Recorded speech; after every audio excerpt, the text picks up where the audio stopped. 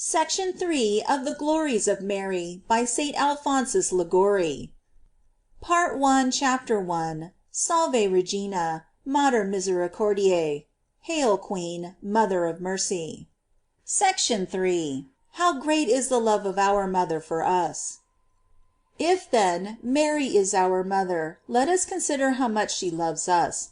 The love of parents for their children is a necessary love, and for this reason, as St. Thomas observes, children are commanded in the divine law to love their parents, but there is no command, on the other hand, given to parents to love their children, for love towards one's own offspring is a love so deeply planted in the heart by nature herself, that even the wild beasts, as St. Ambrose says, never fail to love their young. It is said that even tigers, hearing the cry of their whelps when they are taken by the hunters, will plunge into the sea to swim after the vessels where they are confined. If then, says our most loving Mother Mary, even tigers cannot forget their young, how can I forget to love you, my children? And she adds, if it should happen that a mother could forget her child, it is not possible that I can forget a soul which is my child. Mary is our Mother, not according to the flesh, but by love. I am the mother of fair love. Hence she becomes our Mother only on account of the love she bears us, and she glories, says a certain author, in being the mother of love, because having taken us for her children, she is all love towards us. Who can describe the love of Mary for us miserable creatures? Arnold of Carnotensis says that, at the death of Jesus Christ, she ardently desired to die with her Son for our sake, so that, as St. Ambrose adds, when her Son hung dying on the cross, Mary offered herself to his murderers, that she might give her life for us. But let us consider the reason of this love, for thus we shall better understand how this good Mother loves us. The first reason of the great love that Mary bears to men is the great love she bears to God. Love to God and man is contained in the same precept, as St. John has written. This commandment we have from God, that he who loveth God, love also his brother. So that one increases as the other increases. Hence what have the saints not done for love of the neighbor, because they have loved God so much? They have gone so far as to expose and lose liberty and even life for his salvation. Let us read what St. Francis Xavier did in India, where, for the sake of the souls of those barbarians, he climbed mountains, and exposed himself to innumerable dangers to find those wretched beings, in the caves where they dwelt like wild beasts, to lead them to God. St. Francis de Sales, to convert the heretics of the province of Chablais, risked his life by crossing a river every day for a year, on his hands and knees, upon a frozen beam, that he might go over to the other side to preach to those stubborn men. St. Paulinus became a slave, to obtain liberty for the son of a poor widow. St. Fidelis, to bring the heretics of a certain place back to God, willingly consented, in preaching to them, to lose his life. The saints then, because they love God so much, have done much for love of neighbor. But who has loved God more than Mary? She loved God more, in the first moment of her life, than all the saints and angels have loved him in the whole course of theirs, as we shall consider at length, when we speak of the virtues of Mary. She revealed herself to Sister Mary of the Crucifixion, that the fire of love with which she burned for God was so great, that it would in a moment inflame heaven and earth, and that, in comparison to it, all the flames of the burning love of the seraphim were as cool breezes. Therefore, as there is none among the blessed spirits who loves God more than Mary, so there is and can be none, except God, who loves us more than this most loving Mother. If the love of all mothers for their children, of all husbands for their wives, and of all saints and angels for their devoted servants, were united, it would not be so great as the love that Mary bears to one soul alone. Father Nierenberg says that the love which all mothers have borne to their children is a shadow when compared with the love which Mary bears to any one of us. Truly she alone loves us more, he adds, than all the saints and angels united. Moreover, our Mother loves us, because we have been commended to her as children by her beloved Jesus, when, before expiring, he said to her, "Woman, behold thy son." signifying by the person of John all men, as we have before remarked. These were the last words of her Son to her. The last remembrances left by beloved friends at the moment of their death are greatly valued, and the memory of them is never lost. Moreover, we are children extremely dear to Mary, because we cost her so much suffering. Those children are much dearer to a mother whose lives she has preserved. We are those children, for whom, that we may have the life of grace, Mary suffered the pain of sacrificing the dear life of her Jesus, submitting, for our sake, to see him die before her eyes in cruel torments. By this great offering of Mary we were then born to the life of divine grace. So then, we are children very dear to her, because we were redeemed at such a cost of suffering. Accordingly, as we read of the love which the Eternal Father has manifested for men, by giving his own Son to death for us. God so loved the world as to give his only begotten Son. As St. Bonaventure remarks, it may be said of Mary also, that she so loved us as to give her only begotten Son. And when did she give him to us? She gave him to us, says Father Nierenberg, when first she consented to his death. She gave him to us, when others deserted him through hatred or fear, and she alone could have defended, before the judges, the life of her Son. We can easily believe that the words of so wise and tender a mother would have had a great power, at least with Pilate, to induce him to abstain from condemning to death a man whom he knew and declared innocent. But no, Mary would not utter even one word in favor of her Son to prevent his death, upon which our salvation depended. Finally, she gave him to us again at the foot of the cross, in those 3 hours when she was witnessing his death, because then, at every moment, she was offering up for us his life, with the deepest grief, and the greatest love for us, at the cost of great trouble and suffering, and with such firmness, that if executioners had been wanting, as St. Anselm and St. Antonius tell us, she herself would have crucified him in obedience to the will of the Father, who had decreed he should die for our salvation. And if Abraham showed a similar fortitude in consenting to sacrifice his son with his own hands, we must believe that Mary would certainly have done the same, with more resolution, as she was holier and more obedient than Abraham. But to return to our subject. How grateful should we be to Mary for an act of so much love, for the sacrifice she made of the life of her Son, in the midst of so much anguish, to obtain salvation for us all! The Lord indeed rewarded Abraham for the sacrifice he was prepared to make of his son Isaac. But what can we render to Mary for the life of her Jesus, as she has given us a son more noble and beloved than the son of Abraham? This love of Mary, says St. Bonaventure, greatly obliges us to love her, seeing that she has loved us more than any other created being loves us, since she has given for us her only Son, whom she loved more than herself. And from this follows another reason why we are so much beloved by Mary, because she knows that we have been purchased by the death of Jesus Christ. If a mother should see a servant redeemed by a beloved son of hers, by 20 years of imprisonment and suffering, for this reason alone, how much would she esteem that servant? Mary well knows that her Son came upon earth solely to save us miserable sinners, as he himself declared, "I have come to save what was lost." And to save us, he has consented to lay down his life for us, becoming obedient unto death. If Mary, then, had little love for us, she would slightly value the blood of her Son, which was the price of our salvation.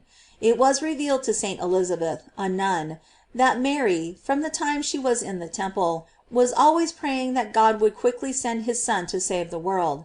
Now how much more certainly must we believe that she loves us, after she has seen us so greatly prized by her Son, that he deigned to purchase us at such a cost?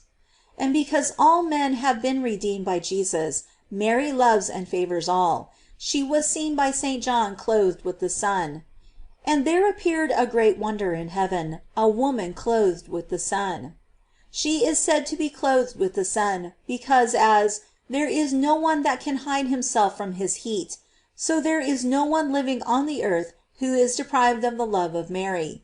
From the heat of the sun, as it is explained by the venerable Raymond Jordan, who through humility called himself the idiot, that is, from the love of Mary. And who, says St. Anthony, can comprehend the care which this loving mother has of us all? Therefore, to all she offers and dispenses her mercy. For our mother has desired the salvation of all, and has cooperated with her Son in the salvation of all. It is certain that she is concerned for the whole human race, as St. Bernard affirms. Hence the practice of some devout servants of Mary is very useful, who, as Cornelius a Lapide relates, have the habit of praying our Lord to grant them those graces which the Blessed Virgin is seeking for them, using these words: O Lord, give me what the most holy Virgin Mary is asking for me. And this is well, as a Lapide adds, for our mother desires greater things for us than we think of asking for ourselves. The devout Bernardine de Bustis says, that Mary is more desirous to do us good and bestow favors upon us than we are to receive them. Therefore blessed Albertus Magnus applies to Mary the words of wisdom: She preventeth them that covet her, so that she first showeth herself unto them.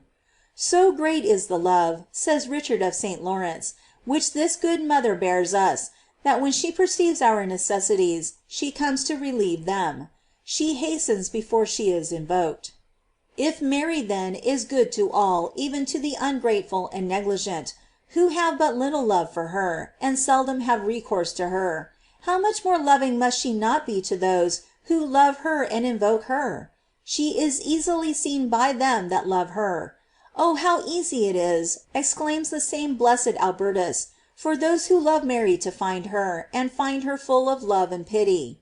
I love them that love me, she assures us, and declares that she cannot but love those who love her. And although our most loving Lady loves all men as her children, yet, says St. Bernard, she recognizes and loves especially those who most tenderly love her. Those happy lovers of Mary, as the idiot asserts, are not only loved, but served by her. Leonard the Dominican, as we read in the chronicles of his order, who was accustomed to recommend himself 200 times a day to this mother of mercy, when he was on his deathbed, saw one beautiful as a queen by his side, who said to him: Leonard, do you wish to die and come to my son and me? Who are you? Answered the religious. I am the mother of mercy, replied the Virgin. You have many times invoked me, and now I come to take you. Let us go to paradise. On that same day Leonard died, and we hope that he followed her to the kingdom of the blessed. Ah, most sweet Mary, blessed is he who loves you. The venerable Brother John Berkmans, of the Society of Jesus, used to say: If I love Mary, I am sure of perseverance, and I shall obtain from God whatsoever I wish. And this devout youth was never satisfied with renewing his intention, and often repeated to himself: I will love Mary, I will love Mary. Oh, how much this our good mother exceeds all her children in affection, even if they love her to the extent of their power. Mary is always more loving than her lovers, says St. Ignatius, martyr. Let us love her as much as St. Stanislas Kostka, who loved this his dear mother so tenderly, that when he spoke of her, everyone who heard him desired to love her also. He invented new titles by which he honored her name. He never commenced any action without first turning to her image and asking her blessing. When he recited her office, her rosary, and other prayers, he repeated them with such affectionate earnestness that he seemed speaking face to face with Mary. When he heard the Salve Regina sung, his soul and even his countenance was all on fire. When asked one day by a father of the Society, as they were going together to visit an altar of the Blessed Virgin, how much he loved her: "Father," he answered, "what can I say more than she is my mother?" And the Father tells us how the holy youth spoke these words with such tender emotion of voice, countenance, and heart, that he appeared not a man, but an angel discoursing the love of Mary. Let us love her as much as St. Philip Neri, who felt wholly consoled in merely thinking of Mary, and on this account named her his delight; as much as St. Bonaventure, who not only called her his Lady and Mother, but, to show the tender affection he bore her, went so far as to call her his heart and his soul. Hail, Lady, my mother! Yea, my heart, my soul. Let us love her as much as her great lover, St. Bernard, who loved his sweet mother so much that he called her the ravisher of hearts; whence the saint, in order to express to her the ardent love he bore her, said to her: Hast thou not stolen my heart? Let us name her our beloved mistress, as St. Bernardine of Siena named her, who went every day to visit her before her sacred image, in order to declare his love in the tender colloquies he held for his queen. When he was asked where he went every day, he answered that he went to find his beloved. Let them love her as much as St. Louis of Gonzaga, who burned continually with so great a love of Mary, that as soon as he heard the sound of the sweet name of his dear mother, his heart kindled, and a flame perceptible to all lighted up his countenance. Let us love her like St. Francis Solano, who, distracted by a holy passion for Mary, sometimes went with a musical instrument to sing of love before her altar, saying that, like earthly lovers, he was serenading his beloved queen. Let us love her as so many of her servants have loved her, who had no way left of manifesting their love to her. Father Jerome of Trexo, of the Society of Jesus, delighted in calling himself the slave of Mary, and as a mark of his servitude went often to visit her in a church. And what did he do there? He watered the church with the tears of that tender love which he felt for Mary, then he wiped them with his lips, kissing that pavement 1,000 times, remembering that it was the house of his beloved mistress. Father Diego Martinez, of the same society, who, on account of his devotion to Our Lady, on the feasts of Mary, was carried by angels to heaven, that he might see how much devotion they were celebrated there, said: Would that I had all the hearts of the angels and the saints to love Mary as they love her! Would that I had the lives of all men to devote them all to the love of Mary! Let others love her as Charles, the son of St. Bridget, loved her, who said that he knew of nothing in the world which gave him so much consolation as the thought of how much Mary was beloved by God, and he added, that he would accept every suffering rather than that Mary should lose, if it were possible for her to lose it, the least portion of her greatness, and if the greatness of Mary were his, he would renounce it in her behalf, because she was more worthy of it. Let us desire to sacrifice our life in testimony of our love to Mary, as Alfonso Rodriguez desired to do. Let us, like Francesco Bianzio, a religious, and Radagunda, wife of King Clotaire, engraved with sharp instruments of iron upon their breast the sweet name of Mary. Let us, with red-hot iron, impress upon our flesh the beloved name, that it may be more distinct and more enduring, as did her beloved servants Battista Archino and Agostino d'Espinosa, both of the Company of Jesus. If, then, the lovers of Mary imitate, as much as possible, those lovers who endeavor to make their affection known to the person beloved, they can never love her so much as she loves them. I know, O Lady, says St. Peter Damian, how loving thou art, and that thou lovest us with unconquerable love. The venerable Alfonso Rodriguez, of the Society of Jesus, was once standing before an image of Mary, and there, burning with love for the most holy Virgin, broke forth into these words: My most amiable mother, I know that thou lovest me, but thou dost not love me so much as I love thee. Then Mary, as if wounded in her love, spoke to him from that image and said: What dost thou say? What dost thou say, O Alfonso? Oh, how much greater is the love I bear thee than the love thou bearest me! Know that the distance from heaven to earth is not so great as from my love to thine. With how much reason, then, did St. Bonaventure exclaim: Blessed are those whose lot it is to be faithful servants and lovers of this most loving mother. For this most grateful queen is never surpassed in love by her devoted servants. Mary, in this respect, imitating our loving Redeemer Jesus Christ, makes by her favors a twofold return to him who loves her. I will exclaim then, with the enamored St. Anselm: May my heart languish, may my soul melt with your never failing love. May my heart always burn and my soul be consumed with love, For you, O Jesus, my beloved Saviour, O my dear Mother Mary. Grant then, O Jesus and Mary, since without your grace I cannot love you, grant to my soul, not through my merits, but through yours, that I may love you as you deserve. O God, the lover of men, thou hast died for thy enemies, and canst thou deny to him who asks it, the grace of loving thee and thy mother? Example.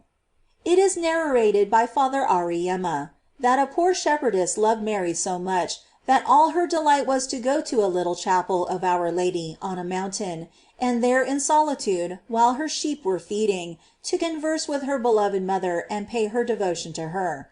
When she saw the figure of Mary in relief was unadorned, she began, by the poor labor of her hands, to make a drapery for it.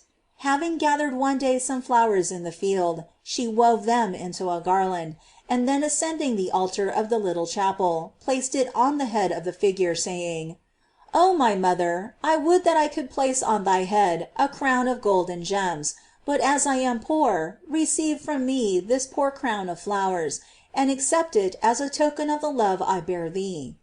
Thus this devout maiden always endeavored to serve and honor her beloved Lady. But let us see how our good mother, on the other hand, rewarded the visits and the affection of her child. She fell ill and was near her end. It happened that two religious passing that way, weary with traveling, stopped to rest under a tree. One fell asleep and the other watched, but both had the same vision. They saw a company of beautiful virgins. Among them there was one who, in loveliness and majesty, surpassed the rest. One of the brothers addressed her and said: "Lady, who art thou, and where art thou going?" "I am the Mother of God," she replied, "and I am going to the neighboring village, with these holy virgins, to visit a dying shepherdess, who has many times visited me." She spoke thus and disappeared. These two good servants of God proposed to each other to go and visit her also. They went towards the place where the dying maiden lived, and entered a small cottage, and there found her lying upon a little straw. They saluted her, and she said to them: "Brothers, ask of God that he may permit you to see the company that surrounds me." They were quickly on their knees, and saw Mary, with a crown in her hand, by the side of the dying girl, consoling her. Then those holy virgins began to sing, and with that sweet music the blessed soul was released from the body. Mary crowned her, and took her soul with her to paradise. Prayer. O Lady, ravisher of hearts, I would exclaim with St. Bonaventure, who, with the love and favor thou dost bestow upon thy servants, dost ravish their hearts: take my miserable heart also, which desires so earnestly to love thee. Thou, O my mother, with thy beauty hast enamored a God, and hast drawn him from heaven into thy bosom, and shall I live without loving thee? No! I will say to thee with thy loving child John Berchmans: I will never rest until I have attained a tender love for my mother Mary. No, I will not rest until I am certain of having obtained a love, a constant and tender love for thee, my mother, who hast loved me with so much tenderness even when I was ungrateful towards thee. And where should I now be if thou, O Mary, hadst not loved me, and obtained so many favors for me? If then thou hast loved me so much when I did not love thee, how much more may I confide in thy goodness, now that I love thee? I love thee, O my mother, and would wish for a heart capable of loving thee, for all those unhappy beings who do not love thee. Would that my tongue could praise thee with the power of 1,000 tongues, in order to make known thy greatness, thy holiness, thy mercy, and thy love, with which thou lovest those who love thee.